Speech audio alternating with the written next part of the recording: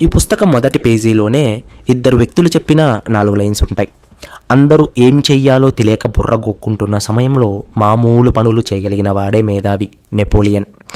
ఈ ప్రపంచమంతా ప్రత్యక్షంగా కనబడే వస్తువులతో నిండి ఉన్నది, కానీ ఎవ్వరూ ఎన్నడూ గమనించిన పాపాన పోరు, షెర్లాక్ హోమ్స్.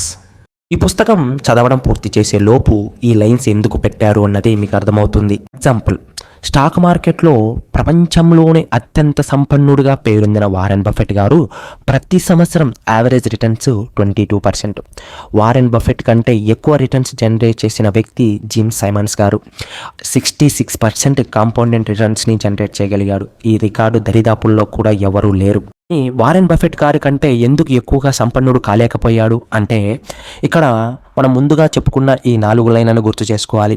వారెన్ బఫెట్ గారు తన 10 సంవత్సరాల వయసులోనే పెట్టుబడి మొదలుపెట్టారు, కానీ జిమ్ సైమన్స్ గారు తన 50 సంవత్సరాల వయసు వచ్చేదాకా కూడా పెట్టుబడి మొదలు పెట్టలేదు.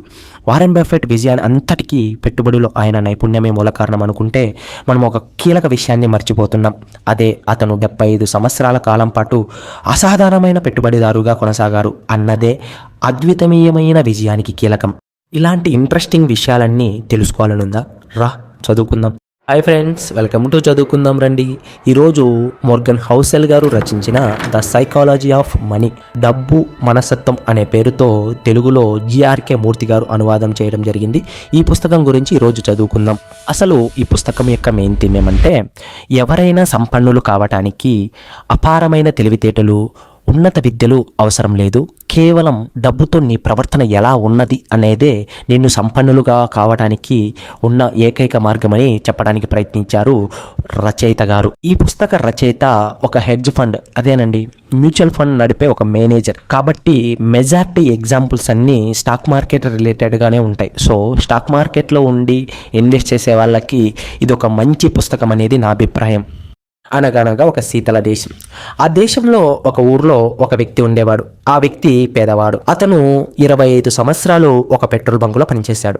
తర్వాత 17 సంవత్సరాలు ఒక కంపెనీలో నీలవడ్చే ఉద్యోగం చేశాడు. అతనికి 38 సంవత్సరాల వయసులో ఒక ఇల్లు కొనుక్కున్నాడు.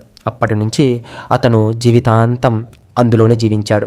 అతనికి 50 సంవత్సరాల వయసు వచ్చేటప్పటికి అతని భార్య చనిపోయింది. ఆ తర్వాత ఆయన మళ్ళీ పెళ్లి చేసుకోలేదు.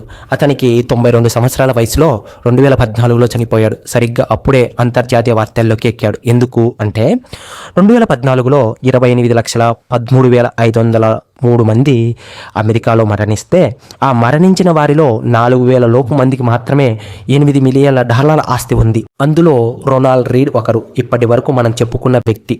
రొనాల్డ్ రీడ్ తన వీలునామాలో $2 మిలియన్ల తన సవతి బిడ్డలకు, $6 మిలియన్ పైగా స్థానిక ఆసుపత్రులకు, గ్రంథాలయాలకు దానం చేశారు. రొనాల్డ్ రీడ్ గురించి తెలిసిన వారంతా షాక్ అయ్యారు.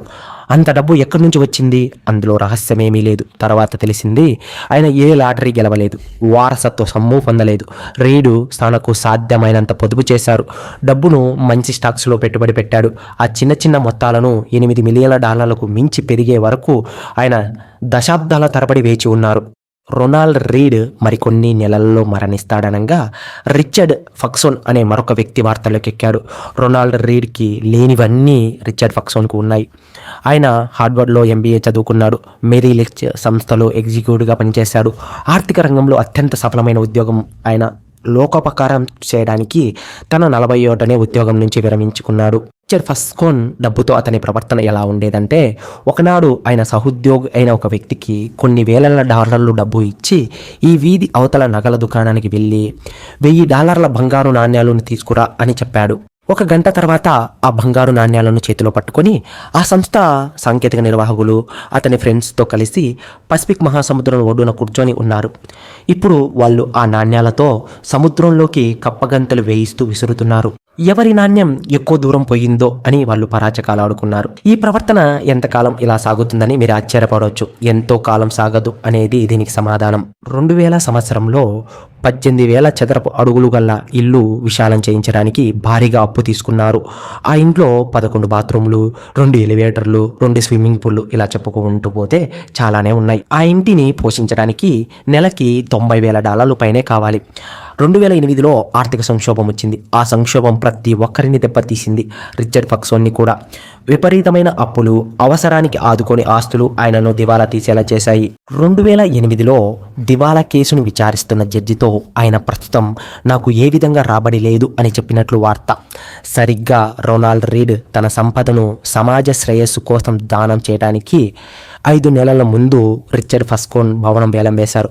ఆ భవనం అసలు విలువ కంటే 75% డిస్కౌంట్లో అమ్ముడుపోయిందని బీమా సంస్థ వారి అంచనా.